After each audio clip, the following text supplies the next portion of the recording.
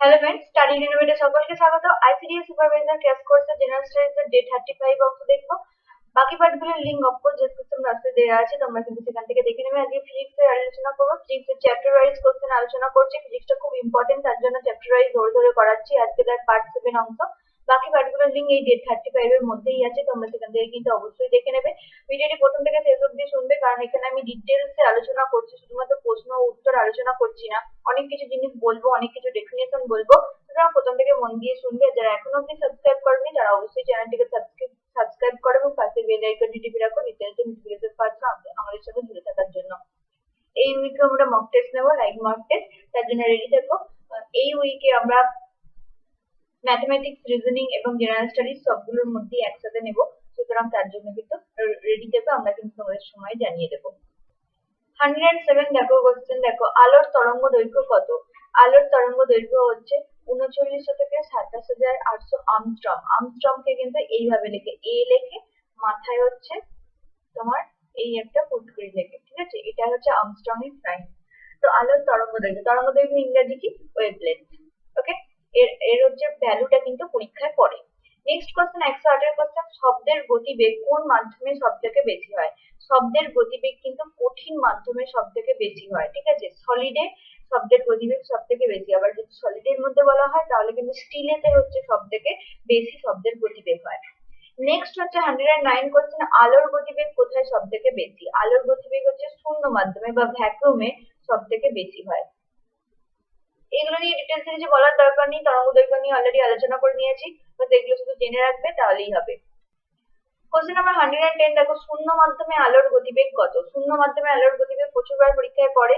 এটা হচ্ছে 3 × 10⁸ metre per second, ঠিক আছে? এটা মিটার পার সেকেন্ড আছে। এই এককটা মনে রাখবে। যদি কিলোমিটারে হয় তাহলে কিন্তু তোমাকে মিটারকে কিলোমিটারে নিয়ে যেতে হলে যা করতে হয় সেটা করবে, ঠিক আছে? নেক্সট হচ্ছে 111 কোশ্চেন দেখো, সূর্য থেকে পৃথিবীতে আলো আসতে কত সময় নেয়? 8 মিনিট 20 সেকেন্ড। সূর্য থেকে পৃথিবীতে যে আলো আসে তার সময় হচ্ছে 8 মিনিট 20 সেকেন্ড। এই সেকেন্ডের ভ্যালুটা মাঝে মধ্যে কিছু কিছু বইতে ফ্যাক্টচুয়েট আছে, সুতরাং এটা নিয়ে ডিস্টার্ব হওয়ার কিছু নেই। নিয়ার অ্যাবাউট 8 মিনিটটা একদম কারেক্ট টাইম। আর সেকেন্ড টাইমে অনেক সময় দেখবে 19 সেকেন্ড আছে, 20 সেকেন্ড আছে, বা আর কিছু এদিক ওদিক থাকে, সেটা নিয়ে কিছু ঘাবড়ানোর দরকার নেই। মনে রাখবে এটা, তাহলেই হবে। নেক্সট কোশ্চেন 112 কোশ্চেন হবে, চাঁদ থেকে পৃথিবীতে আলো আসতে কত সময় নেয়? চাঁদ থেকে পৃথিবীতে আলো আসতে সময় নেয় 1.3 সেকেন্ড, ঠিক আছে? খুব কাছে একদম। তার মানে হচ্ছে এটা 1 সেকেন্ডের থেকে একটু বেশি, ঠিক আছে? 1.3 সেকেন্ড। দেখো এই 0.3 এই ব্যাপারটাও কিন্তু একটুখানি এদিক ওদিক থাকে, কিছু কিছু বইতে বিভিন্ন রকম থাকে, সুতরাং এটা নিয়েও ভাবনার কিছু নেই। যেটা অপশনে থাকবে তোমরা সেটা করবে, যেহেতু তোমাদের পরীক্ষাতে এমসিকিউ হবে এখন, আর এমসিকিউ তে যেটা থাকবে সেটাই কিন্তু করবে, মানে অপশনে যেটা থাকবে সেটাই অ্যান্সার দেবে। 113 কোশ্চেন দেখো, যদি দুটি দর্পণকে পরস্পর 90 ডিগ্রি কোণে রাখা হয় তাহলে দর্পণে কতগুলো প্রতিবিম্ব তৈরি হবে? দুটি দর্পণকে 90 ডিগ্রি মানে এইটা একটা দর্পণ আর এইটা একটা দর্পণ যদি হয়, ঠিক আছে, তাহলে তাদের মধ্যে কতগুলো প্রতিবিম্ব হবে? তুমি যদি এখানে দাঁড়িয়ে থাকো দুটো দর্পণের সামনে, দেখবে তুমি 3টে প্রতিবিম্ব দেখতে পাবে। 3টে প্রতিবিম্ব কি? এখানে একটা প্রতিবিম্ব দেখতে পাবে, এইখানে একটা দেখতে পাবে, ঠিক এই পজিশনে একটা দেখতে পাবে, ঠিক আছে? এনিওয়ে এর একটা ফর্মুলা আছে, এই ফর্মুলাটা আমি তোমাদের পরে বলে দেবো, যে দর্পণ গুলো কত ডিগ্রি কোণে থাকলে কতগুলো প্রতিবিম্ব হয় তার একটা ফর্মুলা আছে। নেক্সট কোশ্চেন 114 কোশ্চেন, একজন ব্যক্তির তার সমগ্র প্রতিবিম্ব সমতল দর্পণে দেখতে চাইলে তার উচ্চতার নিম্নতম অর্ধেক দর্পণ হতে হবে। এটা কোশ্চেন নেই, একবারে ডাইরেক্ট বলে দিয়েছি। যে মনে করো একটা দর্পণ আছে, এই যে দর্পণ, এটা, এই দর্পণটার সামনে যদি কোনো বস্তু থাকে, এখানে যদি কোনো মানে বস্তু মানে তুমি থাকো মনে করো, তাহলে তোমার ফুল বডিটা দেখার জন্য তাহলে কতটা দরকার, মানে নিম্নতম কতটা দর্পণ হতে হবে, ঠিক আছে? তাহলে তোমার যে হাইট, তোমার হাইটের অর্ধেক হাইট বা অর্ধেক উচ্চতা হচ্ছে দর্পণটা হতে হবে কিন্তু। এটা কিন্তু পরীক্ষায় আসে। মানে তোমার যে হাইট, তোমার যদি 5 ফুট হাইট হয় তাহলে তোমাকে 2.5 ফুট হাইটের কিন্তু দর্পণ হতেই হবে, তবে তুমি তোমার ফুল বডিটা দেখতে পাবে। সেখানে 3 ফুট হলেও চলবে, 4 ফুট হলেও চলবে, বাট তোমাকে 2.5 ফুট মিনিমাম হতে হবে, ঠিক আছে? এই কোশ্চেনটার মানে এটা। এখানে কিন্তু অর্ধেক দর্পণ যে হতে হবে, এখানে বিভিন্ন রকম তোমার অপশন দেবে, এই অপশনের মধ্যে দেখবে এই অর্ধেক দর্পণ অপশনটাও থাকছে, এটা হচ্ছে রাইট হবে। পরবর্তী কোশ্চেনে চলে এলাম 115 কোশ্চেন, দর্পণের দৈর্ঘ্য কমপক্ষে কত হলে ঘরের ঠিক মাঝখানে দণ্ডায়মান কোনো ব্যক্তি তার পিছনের দেয়ালের পূর্ণ প্রতিবিম্ব দেখতে পাবে। দেখো এইখানে কোশ্চেনটা হচ্ছে পিছনের যে দেয়ালটা, মনে করো এইটা একটা দর্পণ, একটা দেয়ালে টাঙানো আছে, তুমি এখানে মাঝখানে দাঁড়িয়ে আছো ঠিক ঘরটা, আর এটা ঠিক তার তোমার পিছনের দেয়াল। এই পুরো পিছনের দেয়ালটা দেখতে হলে ঠিক কতটা ন্যূনতম দর্পণ হতে হবে, ঠিক আছে, মানে দর্পণের দৈর্ঘ্যটা কতটা হতে হবে। অ্যান্সারটা হচ্ছে দর্পণের ন্যূনতম দৈর্ঘ্য দেয়ালের উচ্চতার 1/3 হতে হবে। মানে এই যে তুমি পিছনের দেয়ালটা যে পুরোটা দেখবে, এই পুরো দেয়ালটার উচ্চতা যা তার 1/3 হতে হবে। মনে করো এই দেয়ালটা যদি 12 ফুট হয়, তাহলে 1/3 মানে হচ্ছে তোমার 12 × 1/3 = 4 ফুট, মানে দর্পণকে তোমার 4 ফুট হতে হবে। ব্যাপারটা হচ্ছে এটা, দেয়ালের হাইট যা তার 1/3 হবে। এটাও কিন্তু তোমার বিভিন্ন অপশন দিয়ে দেবে, সেই অপশনের মধ্যে কিন্তু এটা অ্যান্সারটা হবে। 116 কোশ্চেন দেখো, অবতল দর্পণের ক্ষেত্রে বস্তুর অবস্থান কোথায় হলে বস্তুর আকার এবং প্রতিবিম্বের আকার সমান হবে, ঠিক আছে। অবতল দর্পণের ইংরেজি হচ্ছে কনকেভ মিরর, ঠিক আছে। অবতল দর্পণের ইংরেজি হচ্ছে কনকেভ মিরর। তাহলে কনকেভ মিররের ক্ষেত্রে বস্তুর অবস্থান কোথায় হলে বস্তুর আকার আর প্রতিবিম্বের আকার সমান হবে, তো এর অ্যান্সারটা হচ্ছে বক্রতা কেন্দ্রে থাকতে হলে, ঠিক আছে। দেখো অবতল দর্পণ কেমন দেখতে হয়, এই হচ্ছে মনে করো একটা দর্পণ, ওকে, এটা হচ্ছে অবতল দর্পণ, ভালো করে দেখো, এইটা হচ্ছে দর্পণ।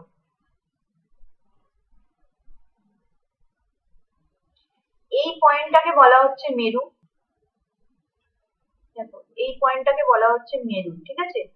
আর এইটা হচ্ছে যদি সেন্টার অফ কার্ভেচার হয় বা বক্রতা কেন্দ্র হয়, এটাকে সি দিয়ে ডিনোট করা হয়। আর এটা হচ্ছে ফোকাস। সেন্টার অফ কার্ভেচার বা বক্রতা কেন্দ্রটা কি, এই যে অবতল দর্পণটা আছে, এই অবতল দর্পণটাকে যদি গোল করে টানা হয়, ঠিক আছে, এরকম যদি সার্কেল করা হয়, যদি ধরা হয়, তাহলে তার যে কেন্দ্রটা হয় সেটাকেই বলা হয় বক্রতা কেন্দ্র, ঠিক আছে। মানে এই অবতল দর্পণটা যে একটা গোলকের অংশ বা যে বৃত্তের অংশ, সেইটাকেই বলা হচ্ছে, তার যে কেন্দ্রটা সেটাকেই বলা হচ্ছে তোমার বক্রতা কেন্দ্র, ঠিক আছে। মানে গোলকের অংশ হবে আর কি, গোলীয়, মানে এই যে দর্পণটা যেটা যে গোলকের অংশ, সেই গোলকের কেন্দ্রটাই হচ্ছে এর বক্রতা কেন্দ্র, বোঝা গেছে। সেটা হচ্ছে এই পয়েন্টটা সি দিয়ে ডিনোট করা হয়। আর এটা হচ্ছে তোমার ফোকাস দূরত্ব। ফোকাস দূরত্বটা কি, মানে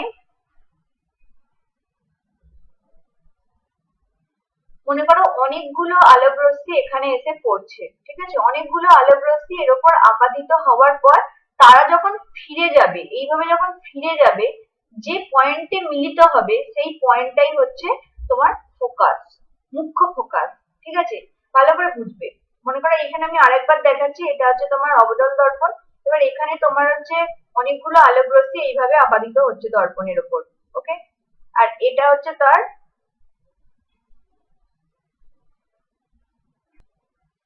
সব জায়গা দিয়ে মানে ওর উপর আপাতিত হবে এইভাবে গিয়ে, তারপরে যখন তারা প্রতিফলিত হবে, প্রতিফলিত হওয়ার পর দেখবে একটা বিন্দুতে হচ্ছে তারা মিলিত হচ্ছে, এইভাবে যাচ্ছে, এই বিন্দুটাকেই বলা হচ্ছে তোমার ফোকাস,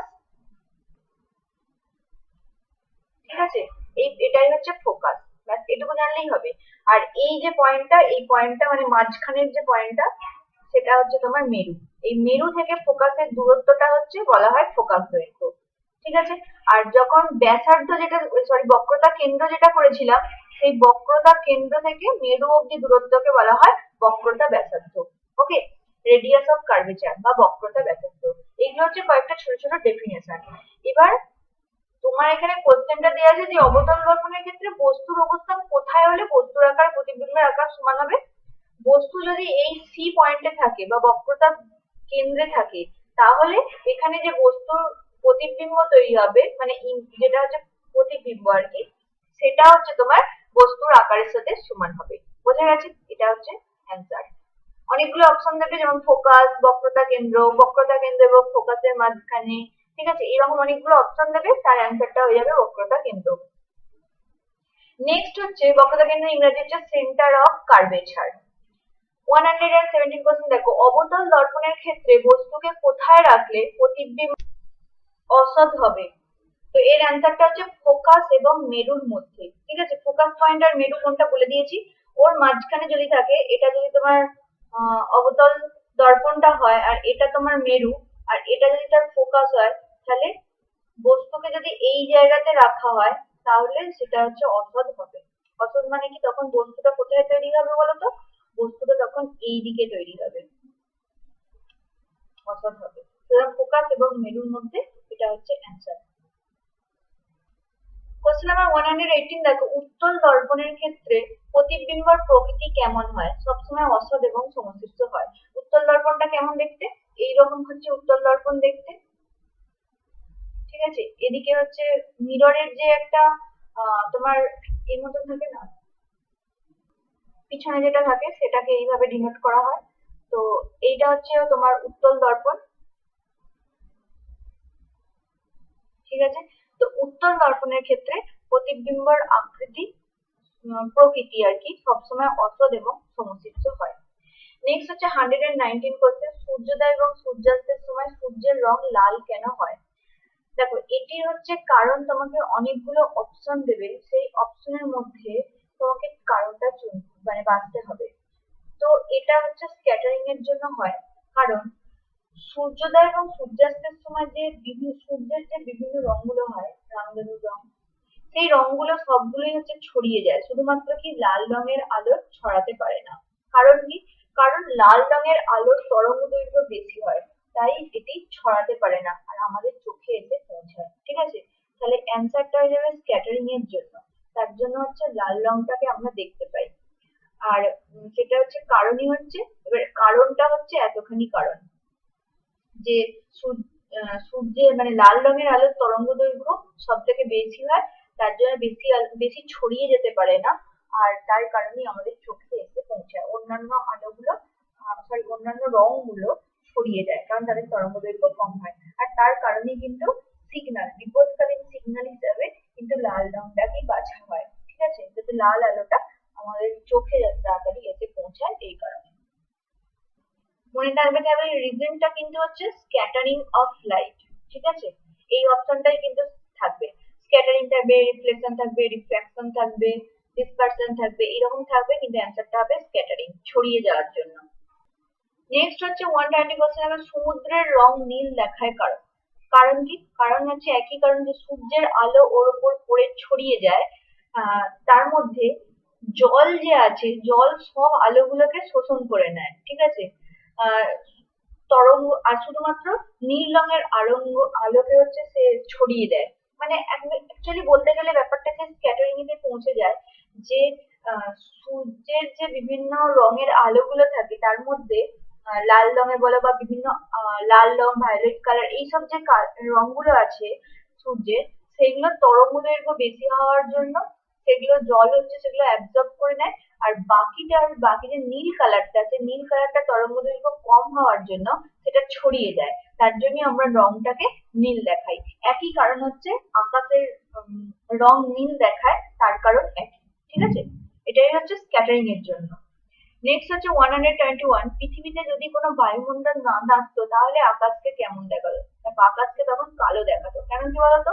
কারণ পৃথিবীতে এই যে স্ক্যাটারিং যে ঘটছে, এই যে লাইটের যে স্ক্যাটারিং ঘটছে, এগুলো হচ্ছে বায়ুমণ্ডলে থাকা ক্ষুদ্র ক্ষুদ্র কণার জন্যই ঘটছে, ছড়িয়ে যাওয়ার ব্যাপারটা। তাহলে পৃথিবীতে যদি বায়ুমণ্ডল নাই থাকতো তাহলে কি হতো? তাহলে স্ক্যাটারিং হতো না, ছড়িয়ে যাওয়ার ব্যাপারটা হতো না। তাহলে কি হচ্ছে, আকাশকে আমরা কালোই দেখতাম। তাহলে এই কারণগুলো সবই হচ্ছে কিন্তু লাইটের স্ক্যাটারিং ধর্মের জন্য, এটা কিন্তু মনে রাখবে। লাইট নিয়ে আরো অনেক ভালো ভালো প্রশ্ন আছে, জাস্ট শুরু করেছি। তো আজকের মতন এই অবধি থাক, নেক্সট ভিডিওতে দেখা হবে। যারা ভালো লাগলে লাইক করো, কমেন্ট করো, বন্ধুদের মধ্যে শেয়ার করো, আর যারা সাবস্ক্রাইব করোনি তারা অবশ্যই সাবস্ক্রিপশন করো। আর নেক্সট ভিডিওতে দেখা হবে। আজকের মতন টাটা।